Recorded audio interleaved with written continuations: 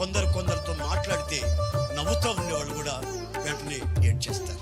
ஆனால் சிலரோடு பேசும் பொழுது சிரித்துக் கொண்டிருப்பவர்களும் அழுது விடுவார்கள். సమాధానంగా ఉండే కొంపకి వెళ్ళారంటే ఆ కొంపలేక సమాధానం ఉండదు. சமாதானமாய் இருக்கிற குடும்பத்துக்கு இவர்கள் காலடி எடுத்து வைத்தால் அந்த சமாதானம் அங்கு இருக்காது. అలాంటి ఒక టాలెంట్ వాళ్ళకు ఉంది. அப்படிப்பட்ட ஒரு தாளந்து அவர்களுக்கு இருக்கிறது. దేవుడిచ్చింది కాదు, సాతాను అడిచాడు. தேவன் கொடுத்ததல்ல, சாத்தான் கொடுத்தது. సంతోషంగా ఉన్న వాళ్ళని ఏడిపించాలంటే వీళ్ళని పంపించాలి. சந்தோஷமா இருக்கிறவர்களை அள வேண்டும், இவர்களை அனுப்பணும். వీళ్ళు పోయేటప్పుడు ఎలా పోతారు?